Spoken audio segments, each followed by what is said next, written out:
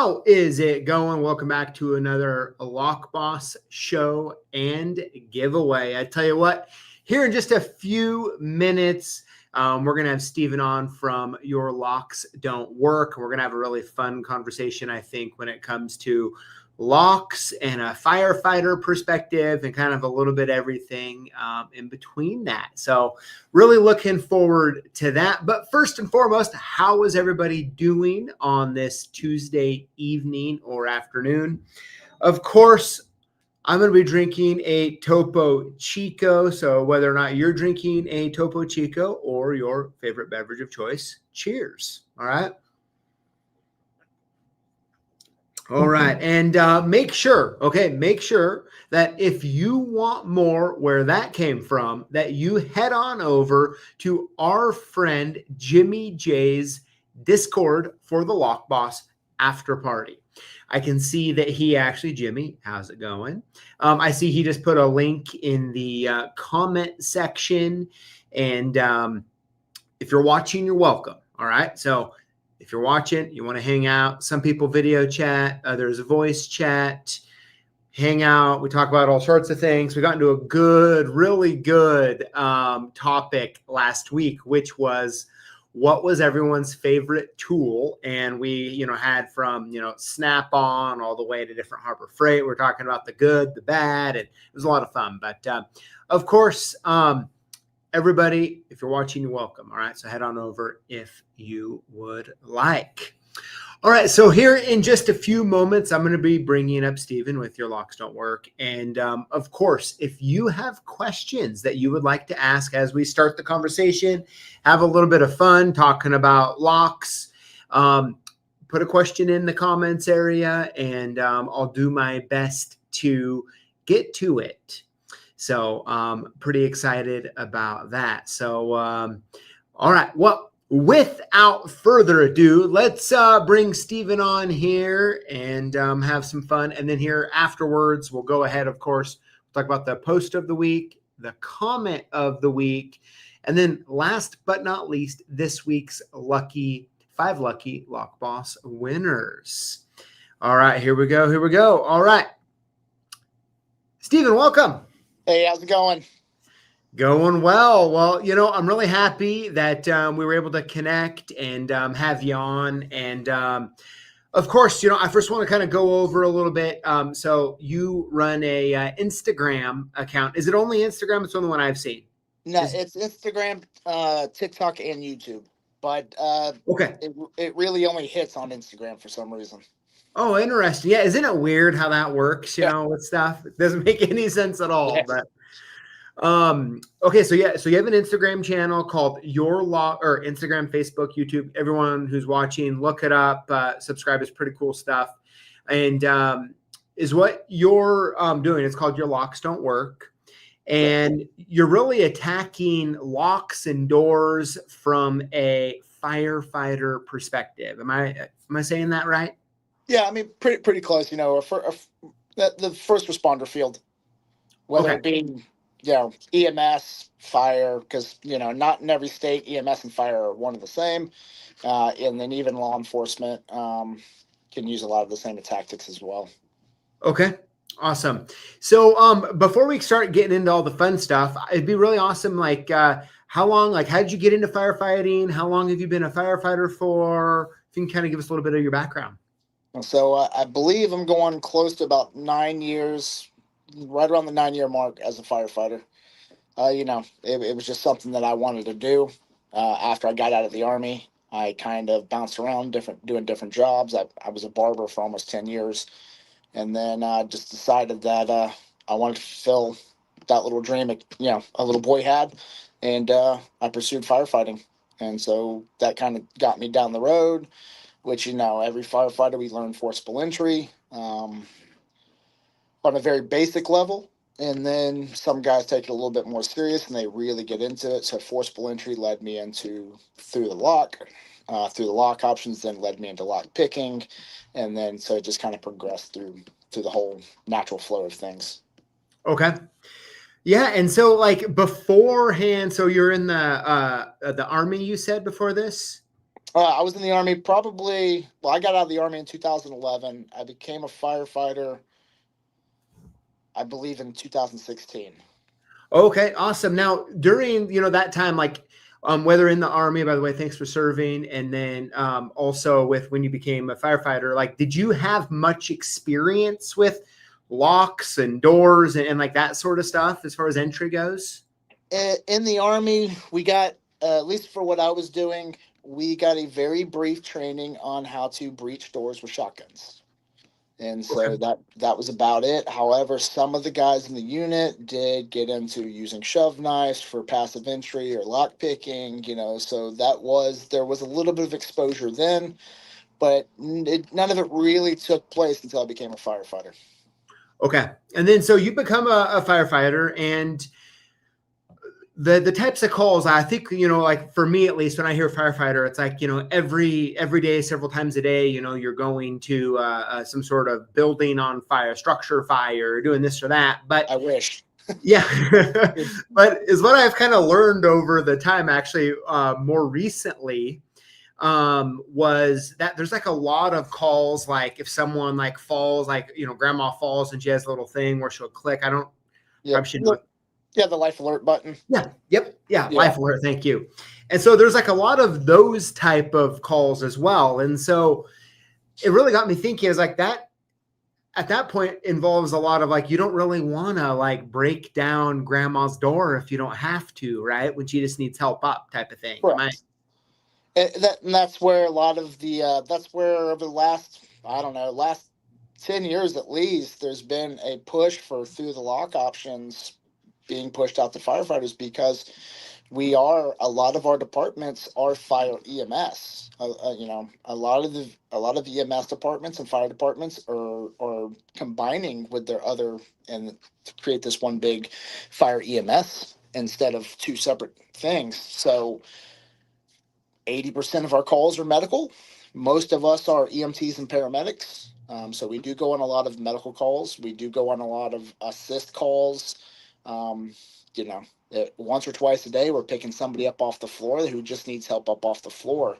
So on average, at least where I'm at, if we just go and we boot grandma's door in, she's responsible for probably close to $1,000 worth of damage.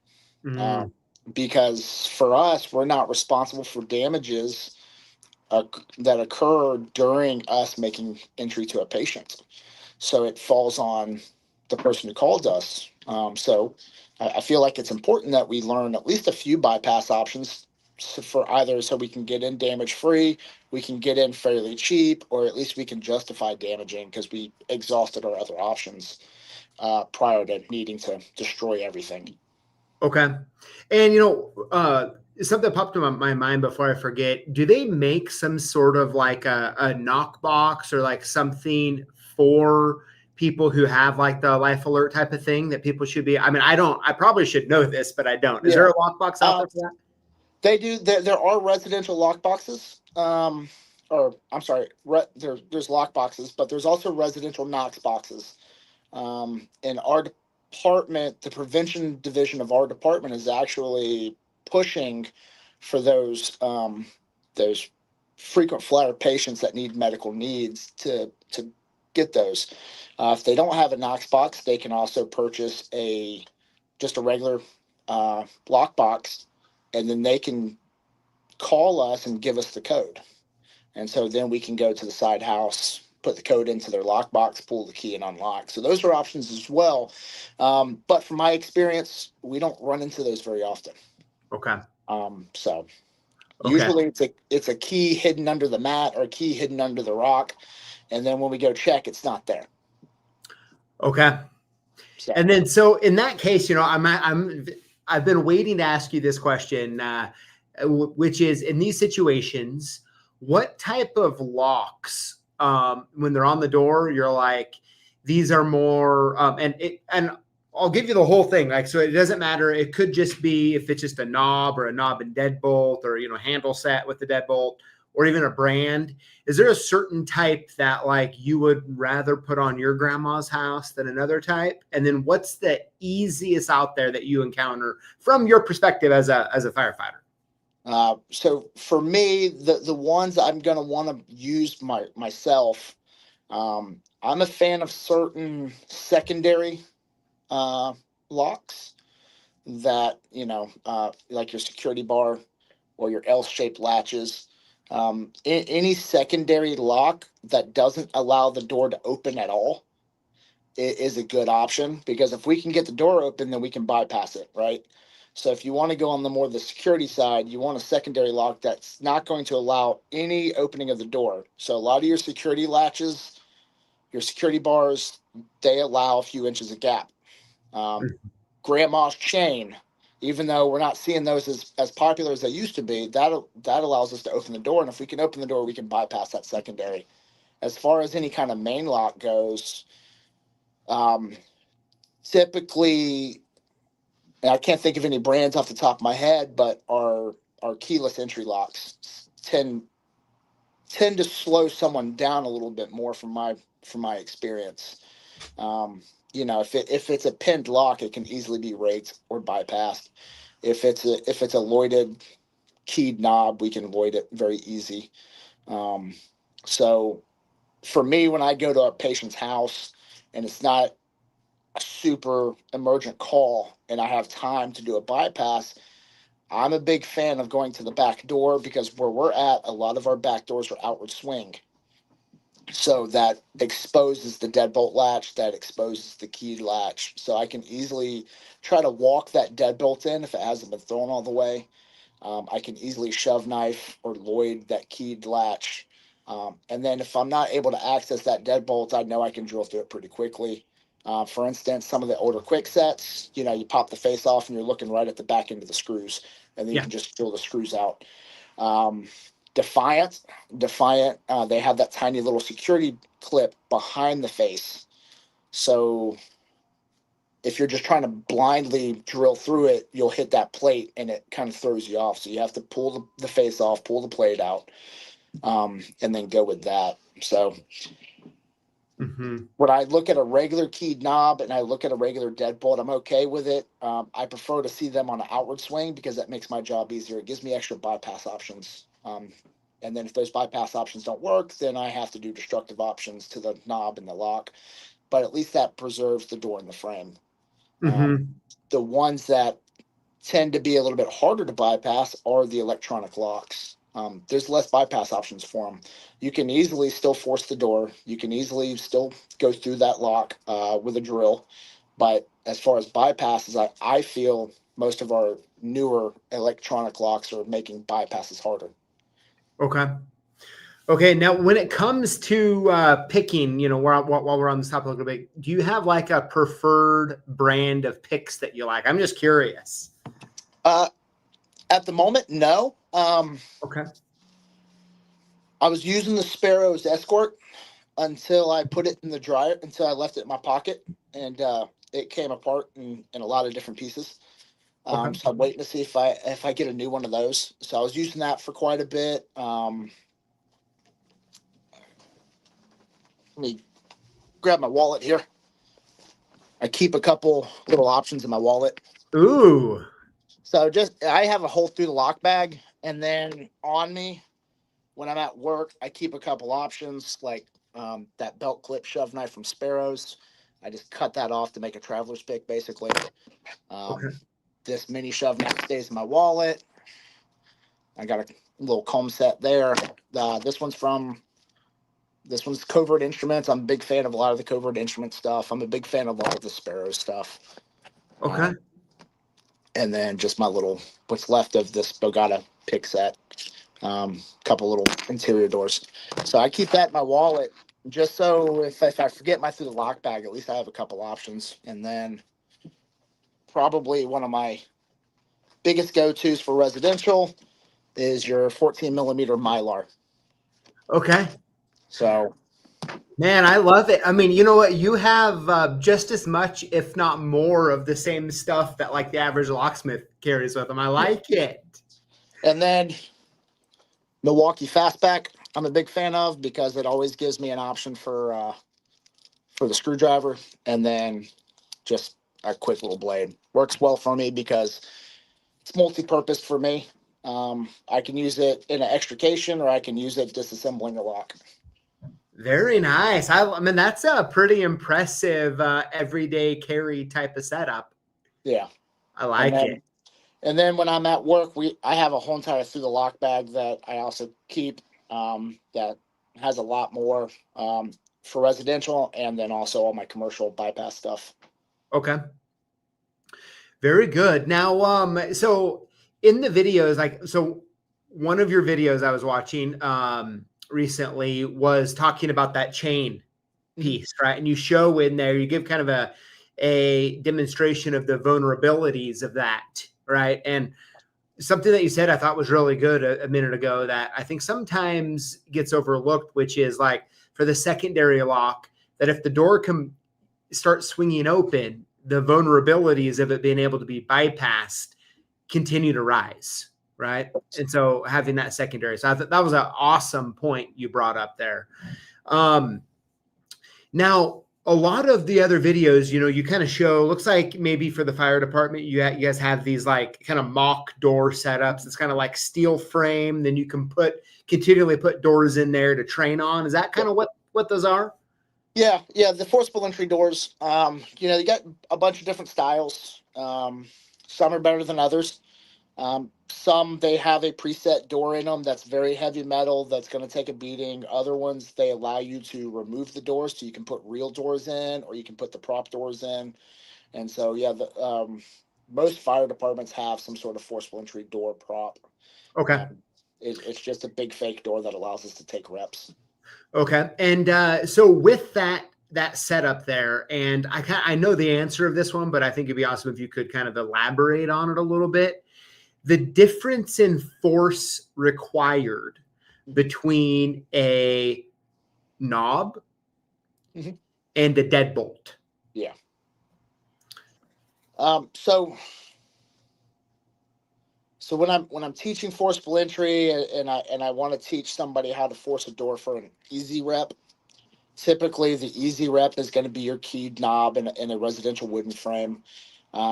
We would use something like a 1x2 piece of wood to mimic that. Sure. Whereas a deadbolt, we would use a 2x2 piece of wood to mimic it. So I can't. I actually used to have a list, and I can't think of off the top of my head. I used to have a list that would tell you roughly the ballpark of force that you would need to apply. So like a wooden residential frame might be 250 pounds of force needing to apply, and then it goes up, Yeah. But I don't have that list on me. I wish I did, actually. I should have thought Sure, about but that. yeah, so I mean, there's obviously more force required for a deadbolt over a knob, right? A knob, for me, I mean, honestly, almost everything I have real estate wise, I kind of not opt out entirely of the knob and put all the security in the deadbolt. Yeah. Now on the deadbolts though, I'm kind of, as someone, I would like to, I should at some point try using some of those tools for fun just to see kind of what it's like for myself. But yeah, I'm curious your perspective, right? So when a deadbolt comes out of the package, they typically have those like two little tiny, like 3/4 inch long screws. Do you have any experience between like you putting those on for the strike plate, or actually putting 2 or 3 inch long screws in, or even putting the security plate behind the deadbolt that really gets in? Like, how much of a force difference from your perspective and experience does that provide? So I would say I don't think it takes much more force, but I believe what it'll do is, and this is something that gets lost in training when we use the door props. Real doors flex. There's a lot of flex in them, right? And so if you flex that door hard enough, it applies force and pressure to the lock and the strike plate and everything else. And if you apply it enough, those screws will come out. And then the whole thing opens. With the longer screws, they do tend to hold in place better. So your door ends up flexing a lot. So you have to take extra steps to get that door open. I wouldn't say more force, but it takes a little bit more time. Something that I've personally seen in some of our lower income neighborhoods is they have taken commercial strike plates Okay. and put on their doors and run their 3-inch screws through the frame. And what it does is that commercial strike plate will capture both the latch and the deadbolt into one plate instead of having two separate plates. Okay. So typically what happens when we force a door on a regular residential door, the latch is the first thing that fails, then the deadbolt fails almost immediately after it. But if you have them both captured in the same plates, you have to fail them both at the same time, basically. So that tends to make it a little bit harder. That tends to stop guys from booting the doors open and then Okay. actually having to use a tool to get it open. Versus if it's just a keyed latch, you can boot those open very easy. You don't need a whole lot of force with them. And then the deadbolts, you need a little bit of force, but then when you combine them with those longer screws and that single commercial latch, it tends to take a really cheap, easy door and make it slightly more difficult. Okay. Okay. So, this is really good info here that I'm hearing. So, I mean, like, in a situation that you want to have max, as much security as you can for like a boot in, would be having one latch plate that goes for the deadbolt and for the knob. Yeah, I mean, and again, this is all based off personal experiences Yeah. from calls that I've run it and where I work at, and I would say seeing the commercial latch plate or strike plate encompassing both the latch and the deadbolt has definitely made forcing those doors slightly more difficult. Not impossible, but it does take a few Sure. extra seconds for us. Okay. Yeah, that's good info. I think that, anyone, for the people watching this now live with us and later, like, I think that's such a good thing that I have actually not really thought about. So thank you for bringing that up. With that being said, though, I'm curious, like, what is the toughest door? Like, if I was going to make a door and jam setup that would be super, like, your worst nightmare when it comes to opening, what would I do to do that, to secure it? Well, you would need a metal frame and a metal door, Okay. right? And then you would need a drop bar setup, because there's And what do you that mean by drop bar setup, if you don't mind me asking a little bit? basically you're gonna take a bar, whether it's a 2x4, 2x6, or a metal manufactured bar, and you're gonna put I'm trying to think of the actual name for them. Yeah, I think you're talking about a blockade bar. Yeah, Yep. and Okay. goes across, right? So Yes, it goes all the way across. It's like a steel bar. yeah. And so we've seen them where people have put them on residential houses, and they make it a little bit more difficult in a residential house. But if it's a 2x4, we're getting right through it. It's going to keep the average guy out who doesn't have a Halligan or a saw. But it's only going to slow us down by a few seconds. But when we go to commercial buildings and we run into metal doors, metal frames on a masonry building, and they have multiple lock setups and they have drop bars in place, then it makes it very difficult.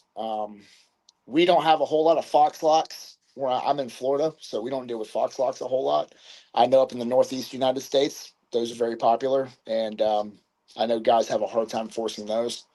Okay. So any metal door, metal frame that has drop bars is going to be very difficult for us. Now, we have ways to get through them, but they're pretty destructive and time consuming. Okay.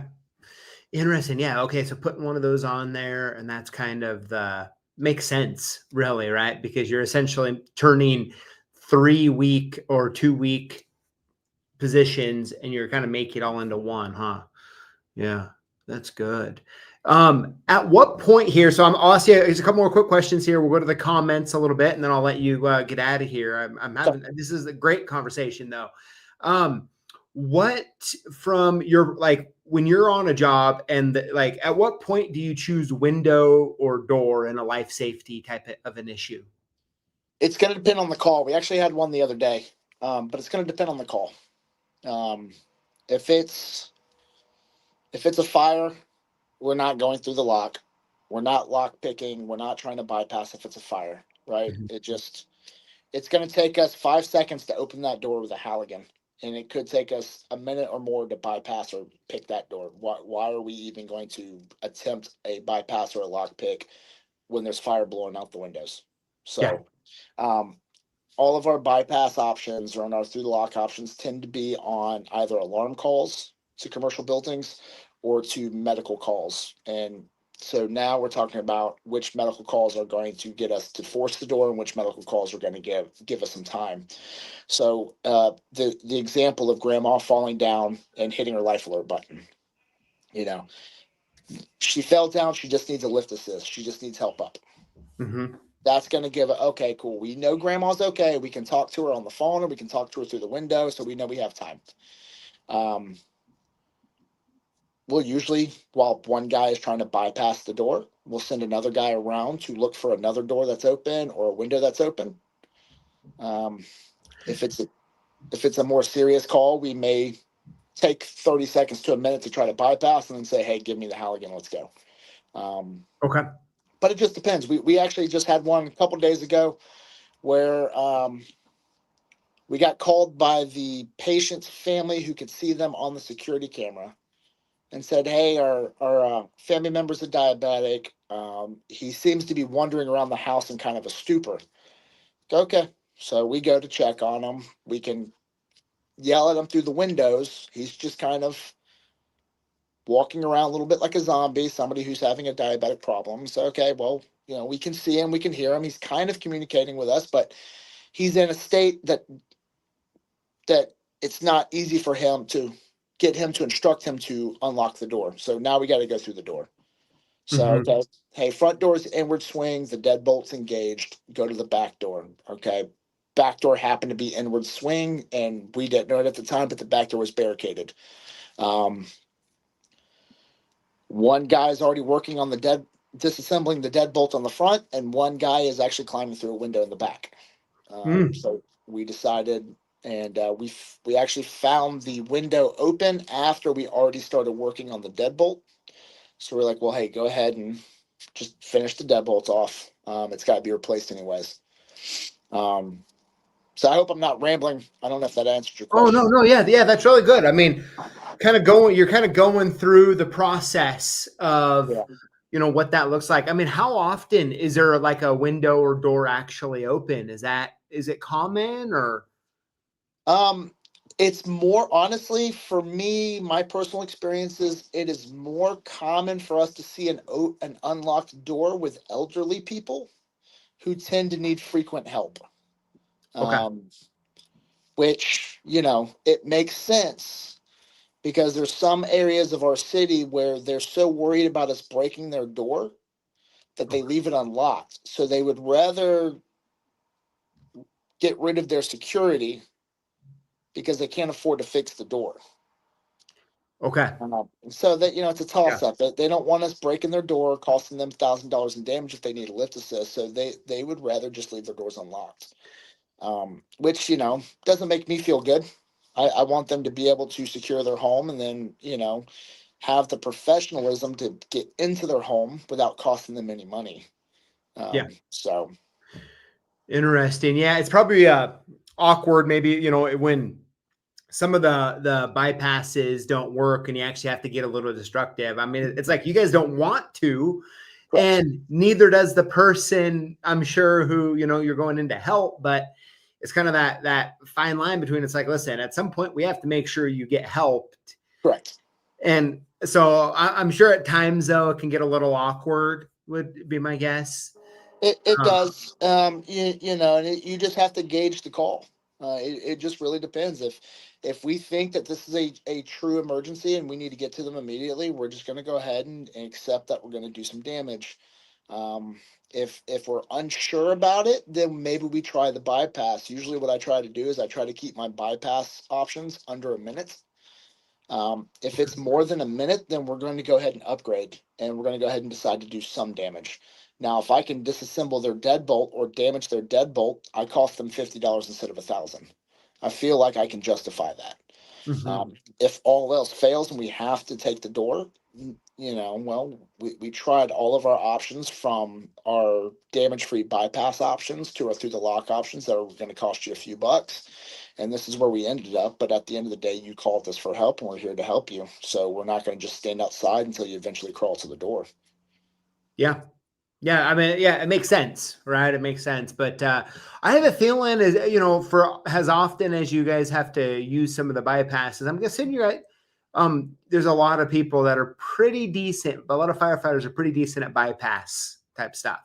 They're getting there. I think through the lock and bypass options have gotten very popular within the fire service, especially over the last 10 years. Well, you know, within the last 10 years, especially over the last few years, for sure.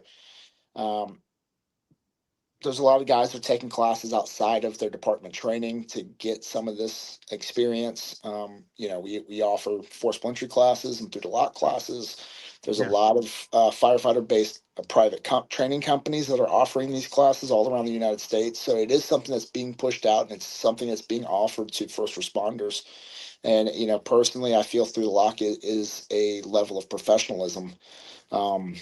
That especially if you're working in fire EMS or EMS, where you're one of those departments that are dealing with medical calls, it's a good tool to have. If you're lucky enough to work with one of those departments that is only fire, then you're not going to those calls very often. So the need for through the lock isn't as a big of a deal for those guys. Okay. Okay. Yeah, makes sense here. All right. So let's do a couple questions here. Waterboy Blue One asks, do you carry leashy tools? I personally don't. I like them, and eventually I'll probably get some. The quick set one and the Schlog one would be nice to have, especially for our residential 5 pins. But I just personally don't carry them because you have to have one for every brand. And Yeah. again, it's one of those things where, and they are fast if you're good with them. I just don't personally carry them. We usually tend to progress through our options fairly quick. Okay. Yeah, I think that definitely makes sense. Yeah, other people in here talk about the duo latch as well. Never thought of that. Yeah, that's a good one. That's a really good takeaway for us on this one.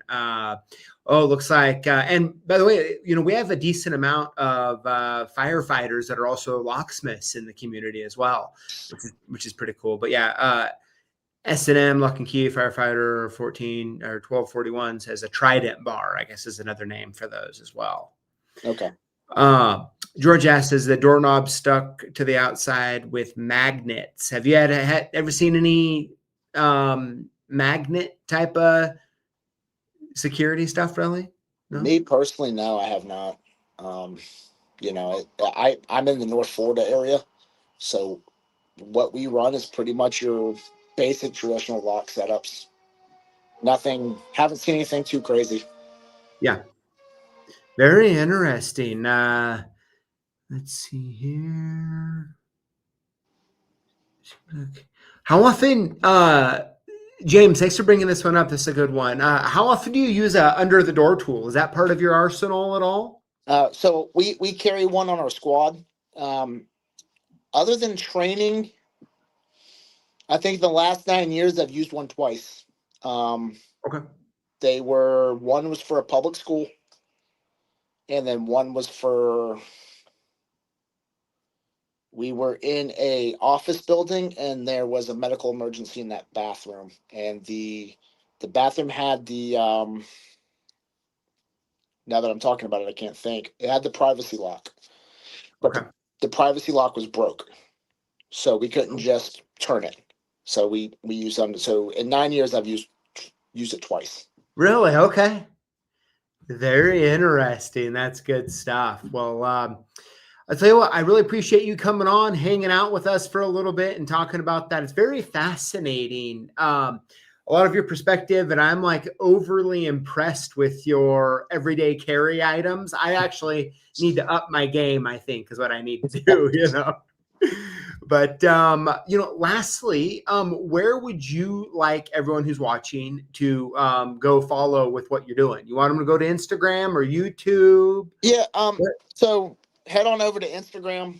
and follow me there. I have a YouTube channel and a TikTok channel with the same name. Okay. But I just get more interaction through Instagram. So if anybody wants to follow me over there, shoot me a message. You know, talk to me about some of their experiences. If there's anything out there that they can teach me, I'm always trying to learn. I'm a big fan of perpetuating the flow of knowledge, and so as soon as I learn something, I try to pass it right on to the next guy. Awesome. Yeah, it's good stuff, everybody. So, hey, do him a favor, go and subscribe, start following his stuff. And yeah, it's really cool. You know, got some good music flowing to the stuff and everything. So, well, hey, I really appreciate you coming on and hanging out. So, Absolutely. Thank you. and I'm sorry, it looks like I kept you a little over 30 minutes. Yeah, I you're apologize. good. No worries. No worries. But all right. Well, hey, nice chatting with you, and take care. And thanks for continuing to serve your community. Absolutely. Thank you for having me. All right. We'll see ya. Have a good one. All right, everybody. How cool was that, man? Steven was awesome. Great having him on and chatting. And, you know, I'm curious, everyone who is watching live or even later, like, what's your biggest takeaway? For me, for sure, it is that dual strike plate. I don't really think, honestly, that I've ever really spent much time thinking about those. So, for sure. Is that you as well? Or what was your biggest takeaway? A lot of fun there, I tell you what. But all right, well, hey, let's go ahead and let's keep the party going here. And let's move on over into, and hey, please, if you can, everybody watching, make sure you go over to Your Locks Don't Work, all right? And start watching this stuff. Pretty cool. But if we can, let's hop into it. And Julio, if you are still with us out there, definitely maybe a little music or something might be kind of cool. I don't know. But all right, so here we go. Post of the week. This one comes from Dave A. Dave A says, attached is a photo of all the CLK merchandise. Thanks for all you do for us, Dave A. Dave A, absolutely. Hey, thanks for being here. Thanks for being part of it. And man, I tell you what, we actually just got a new item for giveaway winners that I think you're going to really like. I tell you what, I think there's a few of them, and I've seen one that's pretty cool. All right, next up is the comment of the week. This one comes from Liberty Lock and Key. Says that's smart engineering, making it swappable from left to right that easily. Absolutely love finding more about D-Techs. Thanks for these videos. Yeah, absolutely. I'll tell you what, you know, being down there with D-Techs was really awesome. Of course, as you can see, we were able to shoot a lot of different stuff. And it's a lot of fun learning that. It was a lot of fun for me learning all of that. And I'm really happy to hear that so many of you have been enjoying it as well. All right. Well, hey, it is already time for the giveaway winners this week. But before I announce the winners, we got to make sure that you know what to do if you win. You want to email us your shipping info to sales@CLKsupplies.com or call us 800-848-6989 and we'll send your gifts soon. How to win. Comment on our videos with the hashtag LockBoss. Winners will be chosen from comments on our previous week's videos for our weekly giveaway. My favorite part, no purchase necessary. All right, so with that being said, here we go. Winner number one this week is Jason USC1. Congratulations, Jason. And I tell you what, when I see that username, I always see SC1 at the end. So I want to read it Jason USC1, but I'm guessing it's Jason USC1. All right, here we go. Winner number two is Watch My Mustang 3224. Congratulations. Winner number three this week is FTRV Denny. Congrats. Winner number four this week is Joshua Hopkins 421. Congratulations. And last but not least, winner number 5 this week is Joseph Leonard 7880. Congratulations. I like it. I like it. All right. So, of course, we still got cooking in the oven our Lock Boss dialed in safe tee. I tell you what, I actually got it on. You can see it right here. Absolutely love it. Same new era t-shirt that the other diagram shirts are, which, as you know, is my favorite shirt. Really, mainly one of the only t-shirts I'll wear. Just so comfortable.